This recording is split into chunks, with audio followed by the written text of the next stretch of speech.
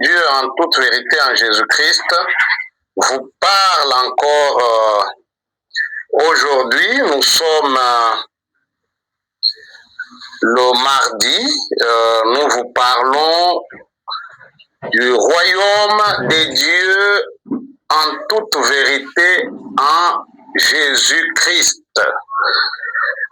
Aujourd'hui, nous voulons partager encore la lumière pour permettre à ce que vous soyez bénis et que le monde des ténèbres ne puisse pas continuer à régner et à vous dominer. Nous vous prions de lire dans Romains 8, 10 à 11. Romains 8, 10 à 11. Nous allons lire la parole de Dieu dans Romains 8, 10 à 11. Suivez la lecture. Ici, j'utilise la version Louis II révisée. Il est écrit, « Et si Christ est en vous, le corps, il est vrai, est mort à cause du péché, mais l'esprit est vie à cause de la justice. Et si l'esprit de celui qui a ressuscité Jésus d'entre les morts habite en vous, c'est lui qui a ressuscité le Christ Jésus d'entre les morts donnera aussi la vie à vos corps mortels par son esprit qui habite en vous. » Soulignez, par son esprit qui habite en vous. Vous voyez ici que l'homme est une maison de Dieu en esprit. L'homme est une habitation de Dieu en esprit. C'est pourquoi l'esprit de Dieu doit habiter dans l'homme. Tel que vous êtes, mon frère et ma soeur, vous avez besoin de Dieu. Il faut que Dieu habite dans votre esprit. Il faut que Dieu soit en vous. Vous n'êtes pas une maison de démons, vous n'êtes pas une maison de Satan. Non, vous êtes la maison de Dieu. La maison de Dieu.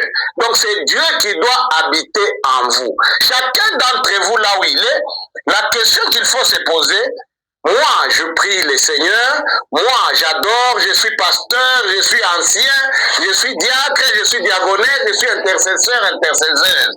Est-ce que véritablement le vrai Dieu habite en moi? Ou bien je crois seulement la voir, mais en réalité je ne l'ai pas.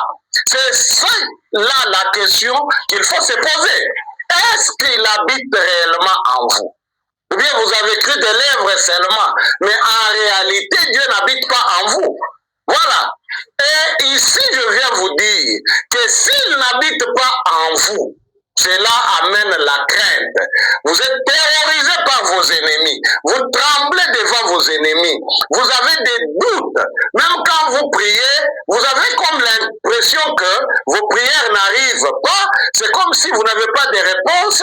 Et chaque jour, quand vous vous réveillez, vous ne faites que vous poser des questions. Il n'y a que les inquiétudes qui vous caractérisent. Vous vous dites, Dieu lui-même, j'ai pris. Mais pourquoi cette situation demeure toujours telle qu'elle?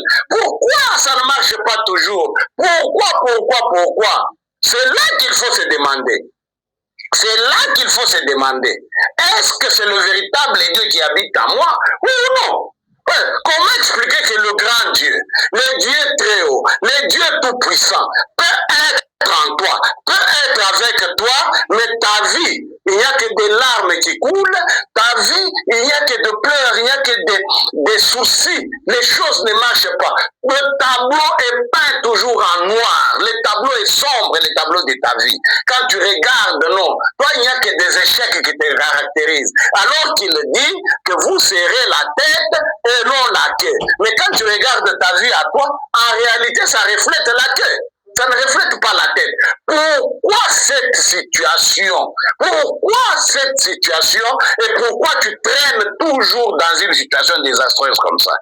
Voilà, mon frère et ma soeur, il faut se questionner, il faut se demander, car les choses de Dieu doivent être claires, On ne peut pas être là, aller chaque jour à l'église, je chante, je danse, on prêche, je dis amen, je prie, je jeûne, je vais à la montagne, je rentre, mais je demeure toujours vraiment sous l'oppression de l'ennemi. Je demeure toujours perdant devant l'ennemi. Il faut se demander, il faut se dire, est-ce que le véritable Dieu est avec moi?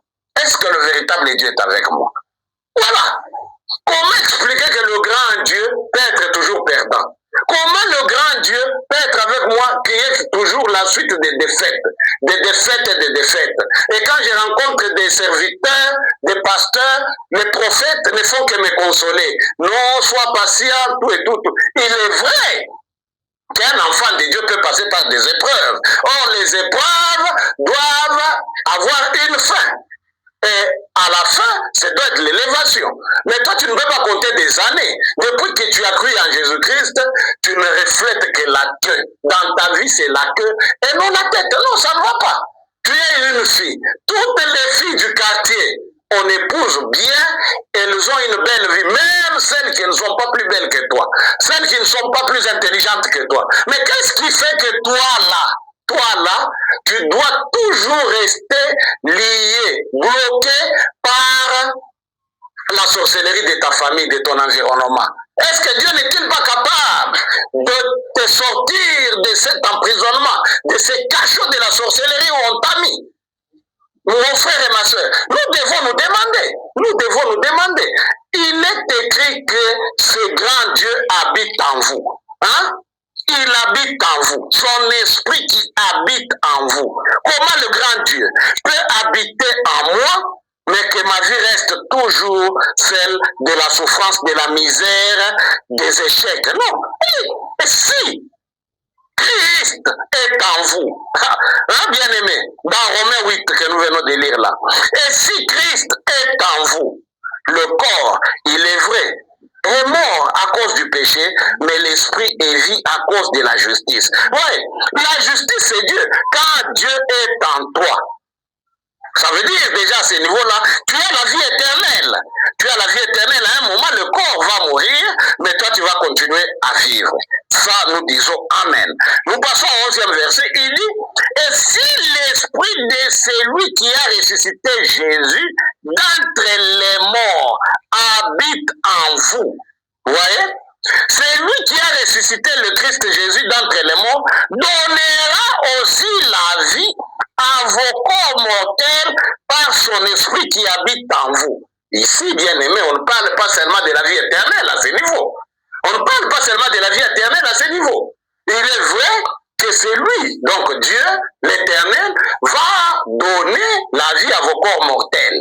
Même quand vous mourrez physiquement, vous vivez à côté de Jésus-Christ éternellement. D'accord. Même au retour de Christ, vos corps là seront transformés, vous serez ressuscités. D'accord. Mais donner la vie à vos corps mortels, c'est aussi donner de l'emploi à celui qui n'en a pas.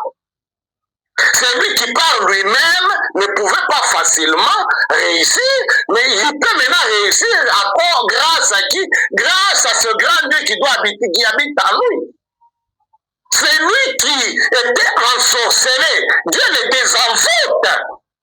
Dieu doit le désenvoûter. Comment expliquer que le grand Dieu peut habiter dans un corps qui est toujours bloqué par un petit sorcier? On avait pris ta vie, on est allé lier, on est allé bloquer, fermer, ils ont prononcé des paroles maléfiques, ils ont pris des choses qui t'appartiennent, peut-être de l'argent, je ne sais pas, des morceaux d'habits, ils sont allés avec ça dans la sorcellerie, et chaque jour, chaque nuit, quand ils sont là-bas, dans leur rencontre, ils touchent des choses, ils ne font que te maudire, et ces malédictions-là t'accompagnent. Mais alors que le grand Dieu habite en toi, bien aimé, donc tu n'as pas Dieu. Parce que tu ne peux pas, ça ne peut pas se faire.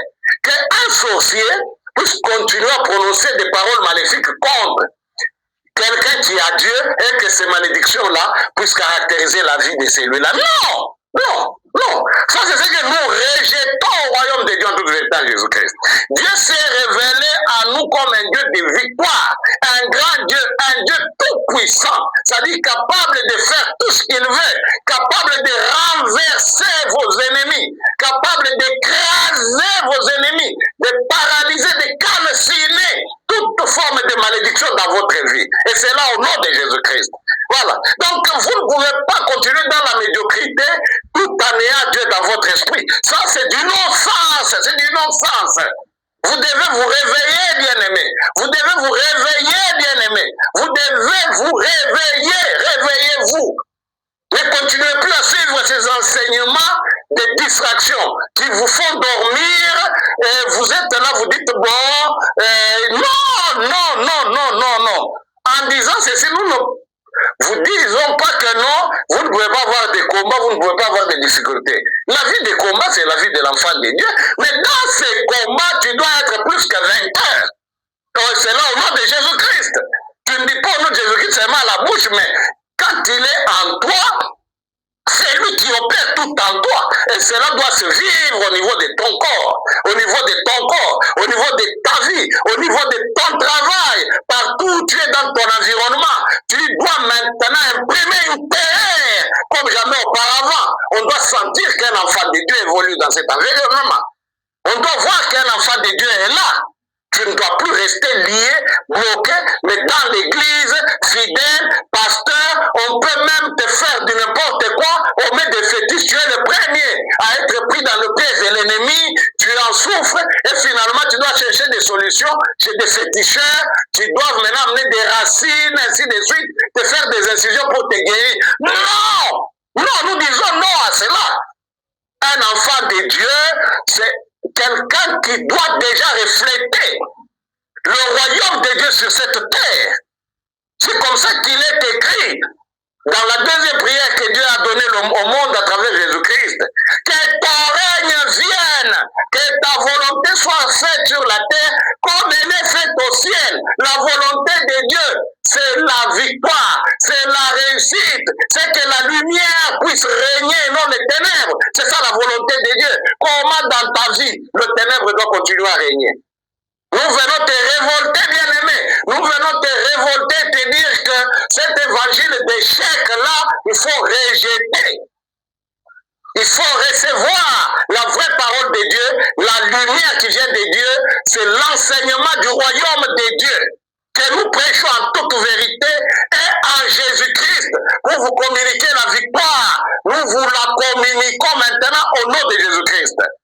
Si vous avez besoin du mariage, recevez-le au nom de Jésus-Christ. Et maintenant, je déclare, même sur tout ce qui bloque votre vie, la sorcellerie de votre tante, de votre mère, de votre père, de votre enfant, oui, je dis que le feu de l'Éternel puisse l'embraser maintenant, calciner cela au nom de Jésus-Christ. Dites Amen, et que cela puisse être vécu dans votre vie. Nous vous annonçons la vraie parole de Dieu, puisque l'évangile est appelé la bonne nouvelle. La bonne nouvelle, c'est celle qui vient essuyer les larmes. La bonne nouvelle, c'est celle qui vient changer des vies. Et non celle qui vous maintient dans la médiocrité, dans les échecs. Non, bien-aimé. Bien-aimé. Vous devez accepter de quitter cette distraction-là. Allons dans Daniel. Allons dans Daniel et nous allons voir la parole de Dieu, la vraie parole de Dieu. Voyez, soit vous croyez que la Bible c'est la parole de Dieu et vous avez une vie de distinction, de victoire, soit vous acceptez ce que ce prophète-là vous dit, vous intimidant, vous montrant comme si lui était Dieu, c'est lui qui doit transformer votre vie. Non! Croyez dans la parole de Dieu. Suivez Daniel. Daniel 2. Daniel 2, je m'excuse. Daniel 2, 20 à 22. Il est écrit. Daniel prit la parole et dit, béni soit le nom de Dieu d'éternité en éternité. À lui appartiennent la sagesse et la force. C'est lui qui change les temps et les circonstances, qui renverse et qui établit les rois, qui donne la sagesse aux sages et la science à ceux qui ont de l'intelligence. Il révèle ce qui est profond et caché. Il connaît ce qui est dans les ténèbres et la lumière demeure avec lui. Alléluia! Alléluia! Bien-aimé, on dit que d'éternité en éternité, il est béni, il est Dieu. À lui appartiennent la sagesse et la la force appartient à Dieu. Si la force appartient à Dieu, si la sagesse appartient à Dieu, et que ce Dieu-là habite en toi, comment tu n'es pas sage? Comment tu n'es pas fort? Ah, bien-aimé. Mais vous devez vous poser la question. Soit la Bible, c'est la parole de Dieu, nous croyons en ce que Dieu nous dit dans la Bible, et nous croyons en cela, nous vivons cela, ou soit la Bible n'est pas la parole de Dieu. En ce moment-là, je peux accepter, même moi, voir que moi, votre vie là, bon, c'est ça, continuez. Non. Bien aimé, je vous confirme ici que la Bible, c'est la parole de Dieu. La Bible, c'est la parole de Dieu. Dieu est entré dans ses serviteurs, les prophètes, pour te parler, pour me parler, pour parler à l'humanité tout entière. Quand tu lis la Bible, c'est Dieu qui te parle. La vraie prophétie, la prophétie par excellence, c'est la Bible, la parole de Dieu. Or, ici, la Bible, dans Daniel chapitre 2, nous montre que la sagesse appartient à Dieu. La force appartient à Dieu. Or, toi, tu es fait pour être la maison de Dieu en esprit. Par conséquent, Dieu doit te remplir de sagesse. Dieu doit te donner la force pour vaincre l'ennemi, bien-aimé. Oui, donc là où tu es, dans ta famille, dans ton quartier, ou dans l'entreprise où tu évolues, tu dois être plus fort que tous les autres qui n'ont pas Dieu. Tu dois être plus fort qu'eux. Tu ne peux pas commencer à trembloter quand on te dit que ce papa-là, il a beaucoup de fétiches. Cette femme-là, elle fait tomber beaucoup de gens. Toi, tu ne peux pas trembler devant des gens comme ça, puisque le grand Dieu, le Tout-Puissant, est en toi. C'est-à-dire, il te remplit de force pour paralyser toutes les autres petites forces qui viennent des démons, qui viennent du diable. Toi, tu dois être plus fort. Ce sont ces gens-là qui doivent trembler quand ils te voient. Ce sont ces gens-là qui doivent avoir peur de toi. Si c'est le contraire dans ta vie, ça veut dire que tu n'as pas Dieu. Ça veut dire que tu n'as pas Dieu. Et que maintenant, en écoutant ces messages, tu dois entrer en contact avec nous. Ne passe pas du temps, ne perds pas du temps. Tu dois nous contacter pour que nous puissions prier pour toi. De sorte que Dieu puisse venir habiter en toi et que tu puisses devenir fort comme nous qui avons Dieu. Bien-aimé, dites Amen d'abord là où vous êtes, car vous êtes en train de recevoir la vie. Dites Amen, car maintenant là, tout ce qui vous faisait souffrir, là où vous travaillez, cet homme, cette femme qui intimide tout le monde dans votre entreprise, à partir de maintenant, et je le paralyse au nom de Jésus-Christ. Puisqu'il est écrit qu'il confirme les paroles de son serviteur, moi j'ai le vrai Dieu, je vous prophétise qu'à partir de maintenant, cette sorcellerie qui ne te faisait que pleurer est paralysée au nom de Jésus-Christ. Dis Amen et que cela se fasse dans ta vie. Tu vas vivre des signes à partir de maintenant et c'est ce qui va te pousser même à entrer en contact avec nous. Bien-aimé, il est dit aussi, toujours dans Daniel, c'est lui qui change les temps et les circonstances, qui change les temps et les circonstances. Donc, tel que tu es là, tu as vécu pendant un long moment de maladie, de blocage. Dieu est capable et il vient maintenant pour changer le temps de ta vie. Maintenant, tu quittes la médiocrité pour entrer dans le temps de bénédiction, dans le temps de la réussite, au nom de Jésus-Christ. Il change maintenant des circonstances dans ta vie. Ta vie reflétait laquelle, n'est-ce pas? À partir de maintenant, sois la tête au nom de Jésus-Christ. Sois guéri au nom de Jésus-Christ. Reçois ton mariage au nom de Jésus-Christ. Deviens intelligent au nom de Jésus. Deviens sage au nom de Jésus. Que tout ce qui était bloqué change maintenant au nom de Jésus-Christ. On dit qu'il renverse et qui établit les rois. Oui, c'est-à-dire que Dieu, le Dieu que je te prêche maintenant, oui, est capable de renverser ceux qui te dominent là, ceux qui se moquent de toi, qui se trouvent élevés. Il est capable maintenant de les renverser pour te faire asseoir toi sur cette chaise. Te donner le poste là, le poste que tu as les compétences, mais on ne te nomme jamais. On prend toujours des gens moins compétents que toi, moins expérimentés que toi, parce qu'ils ont des relations, parce qu'ils ont des fétiches, c'est eux qu'on place, et toi, on te met toujours dans la salle d'attente. Maintenant, accepte la vraie parole du royaume de Dieu, et que Dieu puisse te positionner et te faire asseoir sur cette chaise que tu vois là. Des fois, tu te dis, moi, jusqu'à ma mort, jusqu'à ce que je quitterai, je n'habiterai pas, je ne veux pas m'asseoir sur cette chaise-là. Deviens chef au nom de Jésus. Monte maintenant au nom de Jésus. Là où on t'a maintenu dans le célibat, maintenant là, sur la chaise de mariage, c'est toi que je vois t'asseoir là-bas. Reçois cela au nom de Jésus-Christ. Et accepte ce vrai message. Accepte la vraie parole de Dieu. Accepte ça et que Dieu puisse t'établir maintenant chef. Dieu puisse t'établir maintenant roi. Dans ton domaine, tu deviens maintenant roi. Juste quand tu attends, tu écoutes déjà ce message.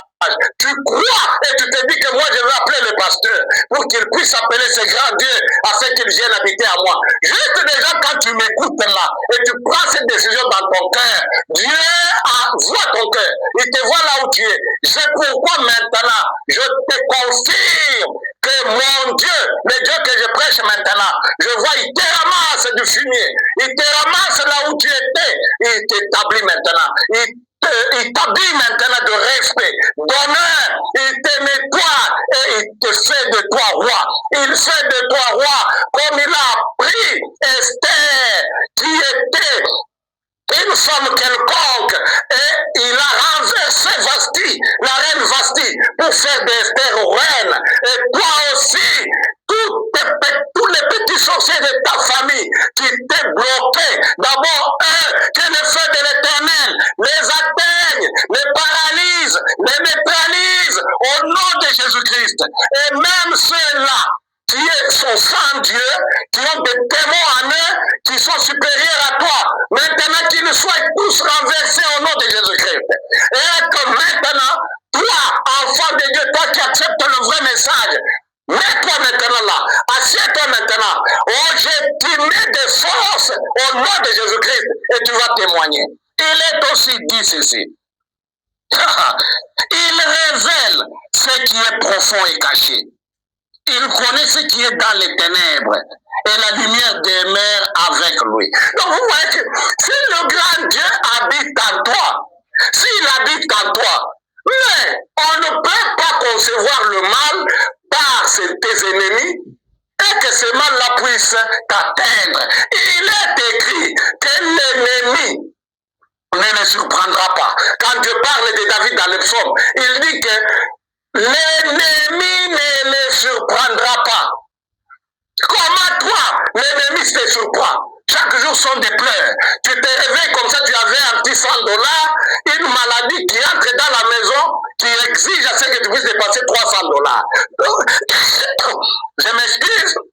Donc tu dois aller emprunter à gauche, à droite pour traiter la maladie, faire soigner quelqu'un de ta famille, et dès qu'il est guéri, ce sont des dettes, tu es traumatisé, on peut t'emmener même en justice, on t'appelle escroc, ainsi de suite. Tout ça, puisqu'un petit sorcier s'est mis dans un coin avec un autre, ils ont dit que maintenant, nous allons le dépouiller. Même des petites sommes qu'il a. Et cela t'arrive. Non! Ça, ce sont des choses qui ne doivent pas surprendre un vrai enfant de Dieu. Quelqu'un qui a Dieu, quand des gens conspirent à te faire du mal, Dieu te révèle cela. Il te donne la stratégie pour contourner cela, pour échapper à des coups malsains de tes ennemis. À partir de maintenant, tes ennemis vont se réunir et quand ils se réuniront pour conspirer, se réunir, préparer le mal contre toi, ils vont se diviser. Ils vont se diviser tel qu'il est écrit qu'ils viendront par un seul chemin, mais ils vont se disperser par ce chemin. Que le feu de l'Éternel puisse les brûler, les calciner, qu'ils puissent se diviser, que la confusion puisse visiter tes ennemis au nom de Jésus. Que la confusion visite tes ennemis au nom de Jésus. Que la confusion visite tes ennemis au nom de Jésus-Christ. Dans ta maison, que tes ennemis soient frappés de la confusion. Dans ta famille, dans ton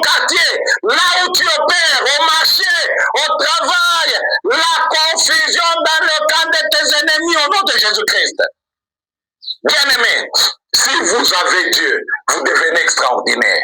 Ce sont les mauvais qui doivent paniquer devant vous. Ce sont ces gens-là qui n'ont pas Dieu qui doivent paniquer devant vous. Vous n'avez pas tremblé devant les occultistes, devant les sorciers. Vous n'avez pas tremblé devant eux. Oui, pourquoi? Puisque vous avez le grand Dieu en vous, le Tout-Puissant. Il n'y a aucun autre esprit qui soit supérieur à Dieu. Il n'y en a pas. L'Éternel est Dieu. Il est le Tout-Puissant. Le commencement et la fin. Quand il habite en toi, tu deviens fort, tu deviens puissant. C'est pourquoi tu as intérêt à chercher Dieu. Ton esprit, pour être fort, pour être puissant, doit habiter au milieu de Dieu. Alléluia.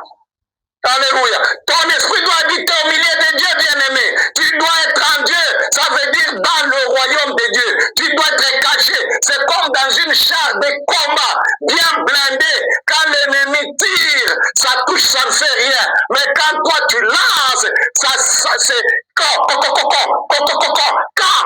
dans le camp des ennemis, ils paniquent, ils abandonnent leurs petites armes, ils fuient devant toi, comme les ennemis d'Israël fuyaient devant Israël quand Dieu sortait avec Israël. À partir de maintenant, que tes ennemis commencent la fuite, puisque Dieu, maintenant là, sort avec toi.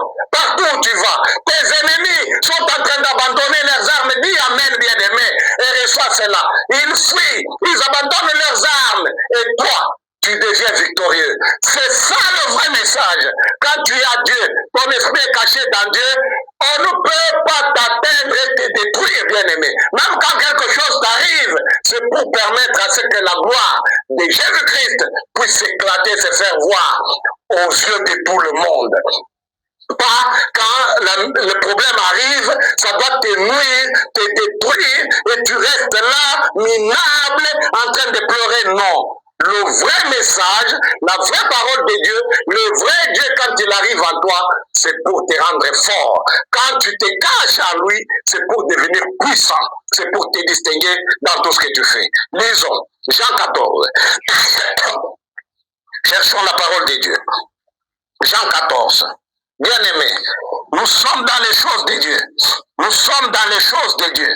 Jean 14, lisons 8 à 10. Jean 14, 8 à 10.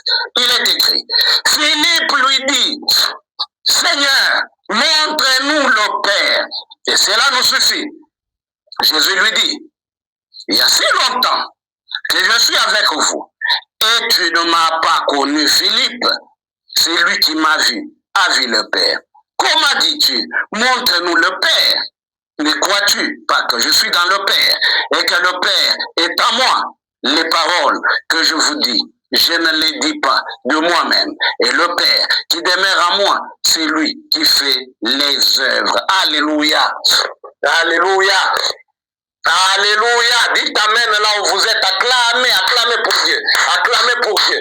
Acclamez pour Dieu. Acclame, acclame pour Dieu. Acclame pour l'éternel Dieu. Jésus dit, je suis dans le Père et le Père est en moi. Quand est-ce que le Père est entré en lui? Bien-aimé, vous lisez dans Matthieu chapitre 3. Dans Matthieu 3, à partir du 13e verset et la suite, vous allez voir que Jésus-Christ s'est déplacé pour aller vers Jean au Jourdain et pour y être baptisé. Vous lirez que Jean s'y opposait. Jean s'y opposait, mais Jésus lui dit, laisse faire maintenant car il est convenable que nous accomplissions ainsi toute justice.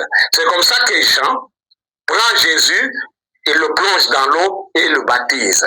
Après cela, quand vous êtes au 16e verset de Matthieu chapitre 3, vous allez voir qu'il est écrit au 16e, 17e que les cieux s'ouvrirent. Les cieux s'ouvrirent et l'Esprit de Dieu est descendu comme un pigeon, une colombe venir sur Jésus. Ce n'est pas venu, l'Esprit de Dieu n'est pas venu s'asseoir sur la tête de Jésus. C'est le langage pour vous dire qu'il est venu habiter en lui, en Jésus, en Jésus. L'acte que Jean pose, puisqu'il faut comprendre spirituellement la parole de Dieu.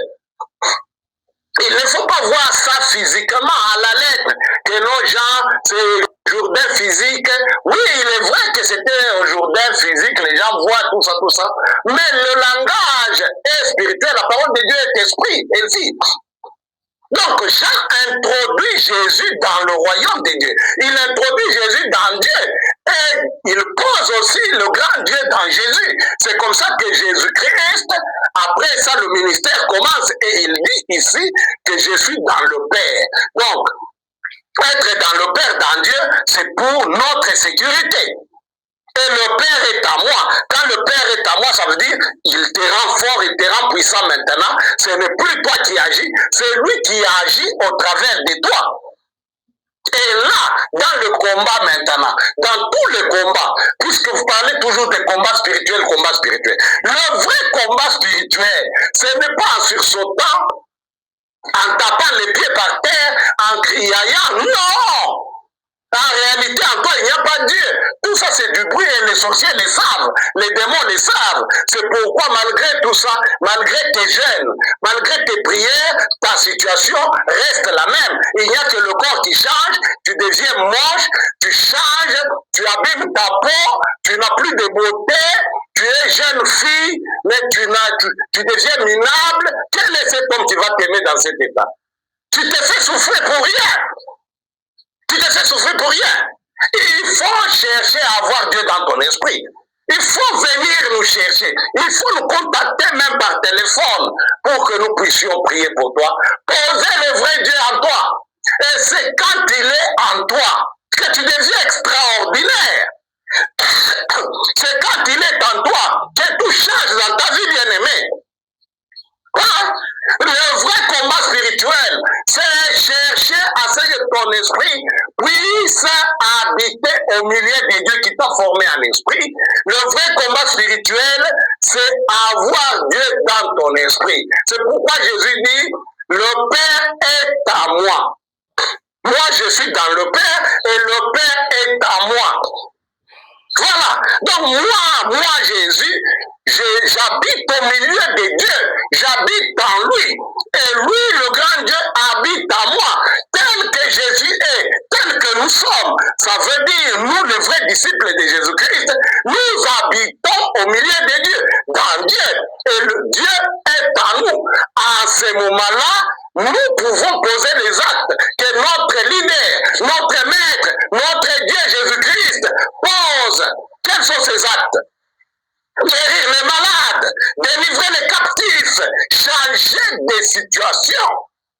Un disciple de Jésus, c'est lui qui doit transformer le monde, qui doit parler, les choses changent. On peut essayer de détruire.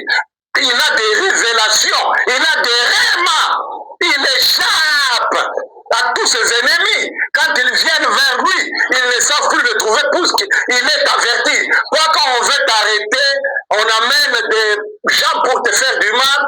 Tu es là, sans force, sans quoi, ils viennent, ils te trouvent là, même là où dans ton dernier retranchement, ils te tapent, ils t'humilient, tu es là, tu pleures devant les gens qui ont des démons en eux. Que cette vie-là s'arrête au nom de Jésus-Christ. Réveille-toi maintenant, cherche le vrai Dieu. Cherche le vrai Dieu. Des gens comme nous, enfants de Dieu, disciples de Jésus, quand quelqu'un a des démons en lui, il planifie le mal contre moi, il ne peut pas me trouver, il ne peut pas m'avoir, il ne peut pas m'anéantir, puisque le grand Dieu l'éternel, Jésus-Christ me protège. Oui, il reçoit aussi cette protection au nom de Jésus. Tout doit changer, bien-aimé. Acceptez la vraie parole de Dieu. Acceptez le vrai Dieu, cherchez-les. Tu vois, donc le vrai combat spirituel, c'est celui-là. Lisons la parole de Dieu. Lisons la parole de Dieu. Allons dans Exode, bien-aimé. Allons dans Exode. Voyons ce qui est écrit. Exode, chapitre 14. Exode 14. Lisons. À partir du 10e verset jusqu'au 14e. Il est écrit. Je m'excuse. Le Pharaon approchait. Les Israélites levèrent les yeux. Et voici que les Égyptiens s'étaient mis en marche derrière eux, et les Israélites furent remplis de crainte et crièrent à l'Éternel. Ils dirent à Moïse, Et c'est parce qu'il n'y avait point de tombe en Égypte que tu nous as emmenés pour mourir au désert. Que nous as-tu fait en nous faisant sortir d'Égypte? N'est-ce pas là ce que nous te disions en Égypte? Laisse-nous servir les Égyptiens, car mieux vaut pour nous servir les Égyptiens que de mourir au désert.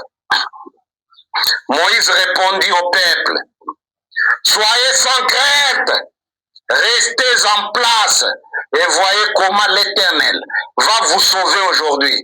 Car les Égyptiens que vous voyez aujourd'hui, vous ne les verrez plus jamais.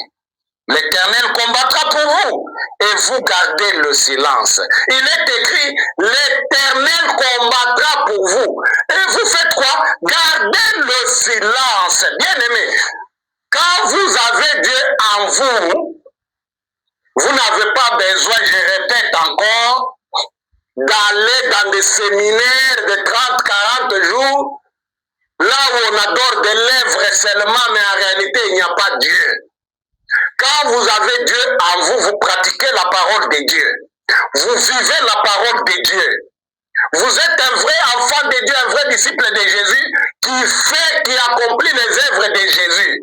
En ce moment-là, devant le combat, devant la guerre, toutes les guerres spirituelles qui viennent contre vous, c'est l'Éternel qui combat pour vous. C'est lui-même qui s'occupe du petit Satan. En réalité, le petit Satan n'est pas plus fort que vous. C'est vous qui le rendez fort. Par vos croyances, vous suivez des gens qui n'ont pas Dieu et qui vous ferment les portes du royaume des cieux. Suivez la vraie parole, le vrai message.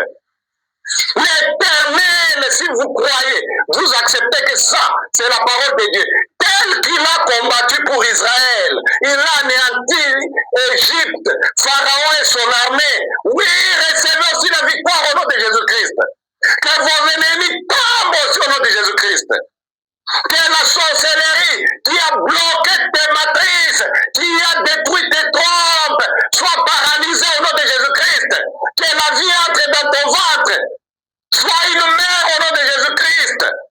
Que la sorcellerie qui a amené la crise dans ta maison, la sécheresse financière, soit calcinée, paralysée, anéantie au nom de Jésus-Christ. Sois riche au nom de Jésus. Reçois l'argent au nom de Jésus. Tous les dossiers qui étaient bloqués, des gens qui te doivent, qui n'ont pas payé jusqu'à maintenant. Si tu crois à ce que tu entends maintenant là, oui, que tout se débloque au nom de Jésus-Christ. Pourquoi? Puisque c'est le Dieu qui est en moi, qui est en train maintenant de parler au travers de moi. C'est lui qui annonce la vie maintenant, au nom de Jésus-Christ. Tout ce qui était mort dans ta vie, que cela reprenne vie au nom de Jésus. Au nom de Jésus, lisons encore Exode chapitre 15, le 3e verset. Il est écrit, l'Éternel est un guerrier, l'Éternel est son nom, l'Éternel est un guerrier. Le guerrier, ce n'est pas toi. Le guerrier, c'est l'Éternel, notre Dieu. C'est lui le guerrier. C'est lui qui combat au bénéfice de ses enfants.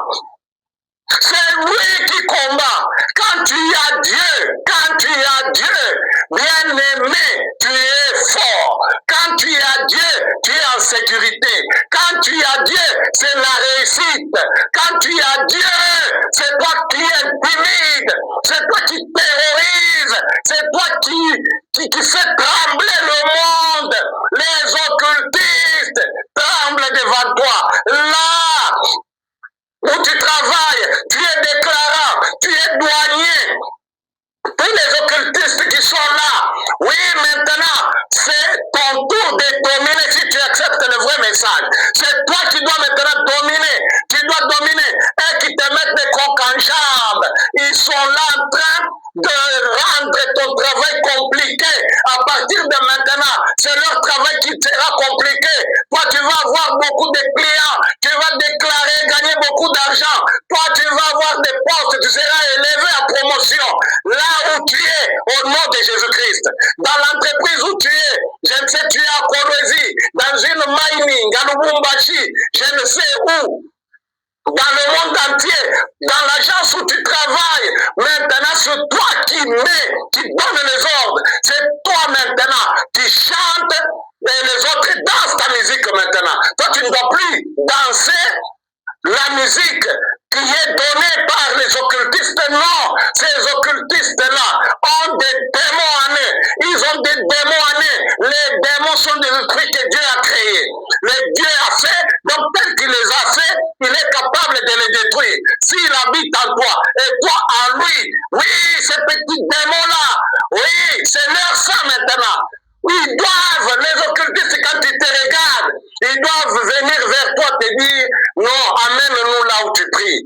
Nous voulons aussi avoir le vrai Dieu que tu as. Pas quand ils te regardent, ils se moquent de toi et tu les envies même. Non, non.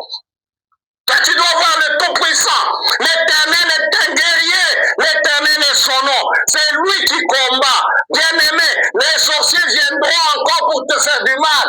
Ils trouveront le feu qui t'entoure, les anges autour de toi, et ils ne pourront en aucun cas te toucher ni te faire du mal, puisque tu appartiens au grand Dieu. Tu appartiens au grand Dieu. Le grand Dieu habite en toi et toi dans le grand Dieu. Oui. Croyez, c'est ça la parole de Dieu. C'est ça la parole de Dieu. Dieu s'est révélé à nous. Il nous a donné ce message pour révolter les enfants de Dieu. Il ne faut pas se mettre à écouter, à croire que tu as Dieu, mais en réalité, tu ne l'as pas. Non! Tu dois croire et vivre la parole de Dieu. Bien-aimé, il est temps que vous puissiez vous réveiller. Il est temps que vous puissiez quitter des distractions. Il est temps de chercher le vrai Dieu. Contactez-nous pour que nous puissions poser le vrai Dieu en vous et que vous soyez sauvés. Au nom de Jésus-Christ, nous disons Amen et nous acclamons pour